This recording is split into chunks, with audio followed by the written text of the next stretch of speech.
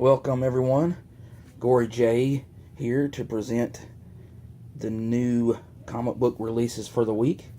And I had several books to pick up this week, probably the biggest haul that I may have ever gotten on a new comic book day as far as new releases go. So really stretching the bank account there, but next week it's going to take a considerable drop. Still a lot of books I got to get next week, but not as many as this week. I got like 30 books here. There is a few, I think there's 3 books that came out in the last few weeks that my comic shop guy, he got them ordered for me, and they came in for this week, so I got those to show off too. And let's get it going. First book here I got from Dark Horse Comics is Black Hammer. This is the Jeff Lemire, Dean Ormston run here of Black Hammer. This is a very cool story. This came out a few weeks ago, Slayer Repentless number 3. This is the finale of the mini-series here. Also was able to get Baby Teeth number 1. He got this in the other cover. There was another cover he got, but I was just going to pick up this one. I've read God Country number 1. I've read Redneck. I'm not as impressed with Donny Cates as everyone else is. I will say that his covers, the images, and the ideas behind his stories are definitely encapsulating. Like I think they definitely grab your attention. So that's pretty much what it's been doing for me. It's grabbing my attention, and I'm giving him a shot. So I'm going to give this one a shot too and see how it is. Now this one here, Pestilence, this came out I think last week or week before. Pestilence number 2. Now I read number 1. It was very cool.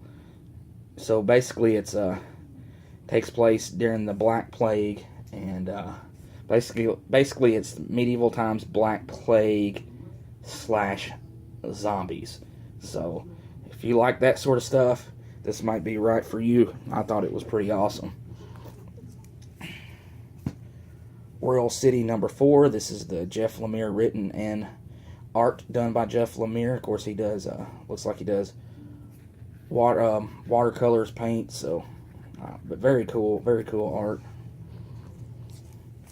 Plastic number 3. One of my favorite books going right now. Of course, this is a mini series, so I think it's got 2 more issues. Very cool, unique story, a unique character, and I enjoy some crazy things like this. Picked this up kind of on the fly today. I saw it, so I decided to give it a shot. Crosswind number 1. And the one I was looking forward to the most, as far as independent or image books goes, Shirtless Bear Fighter. And my LCS guy has already read this, and he said it's quite humorous, and he asked me to thumb through it, and I did. And just some of the artwork and the storytelling, just in the pictures, would be enough to grab somebody if this cover wasn't enough, and the name of the book itself. So I'm looking forward to reading this. This may be one of the first ones I read this week. Alright, let's scoot on over to Marvel. And we've got Darth Maul number 4.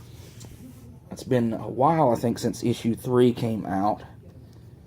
So this hasn't been bad. It's been okay. Darth Vader number 2. The first issue was interesting, and this one should be just the same. This takes place right after Anakin becomes Darth Vader, so, I mean, it literally, issue 1 picked up right after he became Darth Vader, like, right after he was put in a suit, so it takes place from that. A big Marvel release this week, Weapons of Mutant Destruction number 1, with your Hulk / Wolverine type hybrid there. This book is crossing over in Totally Awesome Hulk and Weapon X. X-Men Gold, number 6. This cover I enjoy it. You've got the evolution of the Sentinel. The original Sentinel here, going to Nimrod, Bastion, and then the newer version stomping on Kitty Pryde. Iceman number 2. Didn't really care for number 1 that much, but he is a mutant. He is an X-Men character, so he gets a little bit of more wiggle room than someone else. So I will stick with it. I do enjoy this cover. Kitty phasing through Iceman's ice dagger, and she has a sword. Man-Thing number 5. This finishes up the new Man-Thing miniseries by R.L. Stine. It's been okay. I like the first couple issues, and the rest of it's been alright. I've actually enjoyed the backstories, I believe, more than the actual Man-Thing story. If you can believe that. It's usually 2 or 3 pages long. All New Guardians of the Galaxy number 4. We got Drax there on the cover with Baby Groot on his head. Daredevil 22. Daredevil 21 left with Daredevil on the stand to testify, and this is what the cover is representing. So, and it was a nice little hook at the end of 21, so I definitely am looking forward to this issue. Steve Rogers, Captain America number 18, part of the Secret Wars tie-in stories. Cap versus Namor here on the cover. Secret Empire Underground number 1. This is a one-shot with Quicksilver, Mockingbird, Hercules, Ant-Man, and Sam Wilson, Captain America. This, in the last issue of Secret Empire, this was the crew that was sent with Iron Man to get the shard, of the crystal shard. So I think this is what this probably is. Looks like they're in the Savage Land here. Also, another Secret Empire book came out this week, and he was shorting that book, so I'll probably get it next week or a week after. Is the Secret Empire? I can't remember what the name of it was, but it's the one. It's the mini series with Namor and a few up. It's got multiple stories in each issue. Big release here, Mighty Thor number 20, the new Ultimate Thor take on the classic, iconic Beta Ray Bill cover here. This is also apparently my LCS guy, he read this issue, and he says that people may be offended by the ending of it. So I don't know if it's, you're dealing with gods, and I know Jason Aaron is an atheist. He's the writer. And religion is something that people get offended by very easily. So I'm going to take a guess that's got something along the lines of some sort of a religious thing at the end of it. Maybe I'm wrong. I'll have to read it to see, but that's what I'm thinking of as far as someone maybe getting offended by the ending of this. I don't know what else it may be, but I may be surprised.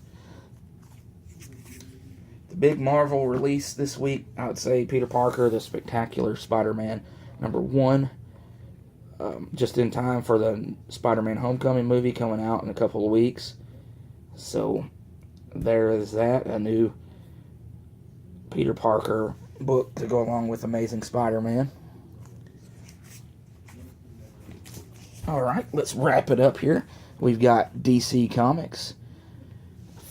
Very awesome Frank Cho Harley Quinn cover, number 22.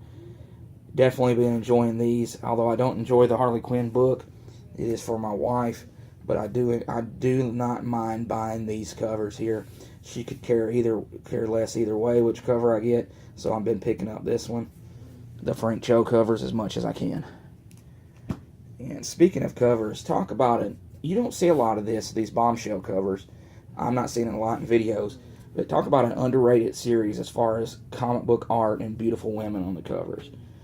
I know it's not Adam Hughes, it's not Frank Cho, it's not Terry Dodson, it's not J. Scott Campbell, it's not David Finch. But I'm not sure Aunt Lucia. Who's Aunt Lucia? I'm not sure. I need to look up and see who's actually doing these covers. But very gorgeous covers every month. This one's got Supergirl and Power Girl on it. In the style of these new, of the looks of all the comic book covers of the beautiful women, you know, that you're getting with Adam Hughes, J. Scott Campbell, etc. So I just think this is an underrated series as far as the art on the cover goes, and definitely something worth checking out. I believe this series is about to end, and they're going to have another one called Bombshells United, I think. And I don't know if it's going to be this one and United, or this one's going to end and then be United. I think this one ends. But I'm going to keep getting these. I don't read them. My wife's been reading them since issue 1. But just like the Harley Quinns, I enjoy the hell out of these covers. Lobo Roadrunner Special, number 1. These started last week. I didn't pick up the 2 issues that came out last week. I didn't care for that. Martian the Manhunter, Marvin the Martian, and Legion of Superheroes with Bugs Bunny. But Lobo with Roadrunner probably my favorite Looney Tunes cartoon. And I just think that you got Lobo here, Wile E. Coyote, and they're both going to be hunting the Roadrunner. I definitely had to get this one. And also Wonder Woman, Tasmanian Devil. Taz is a very cool cartoon from Looney Tunes, and you got him with Wonder Woman on here, so this looks extremely interesting too. Superman number 25. This is the finale of Black Dawn with Manchester Black and Superboy, and basically on top of Superman there. Trinity number 10. Batwoman number 4. This is cover B. I didn't even see cover A, but when I put this in my CLZ app earlier, this one did look like the better cover. Love the blacks and the shadows used in the red. Just a very cool cover. Kind of reminds me of the Scarlet Witch covers that Marvel had in the Scarlet Witch series. Nightwing 23. This is part 2 of the Blockbuster storyline. Enjoyed last issue and kind of the twist at the end of it, so this will continue on, and I look forward to reading it. All-Star Batman number 11, continuing the first Ally. This series is about done. I think there's 3 more issues left of All-Star Batman. It ends with issue 14, and then the Forge Metal story thing that's happening with Batman. It's going to be several Batman one-shots coming out in August, I think, somewhere around that time. And I think kind of going to take the place of this series for the time being.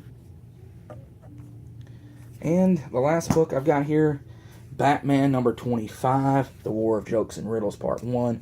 Been looking forward to this. It's a story that takes place in Batman's past.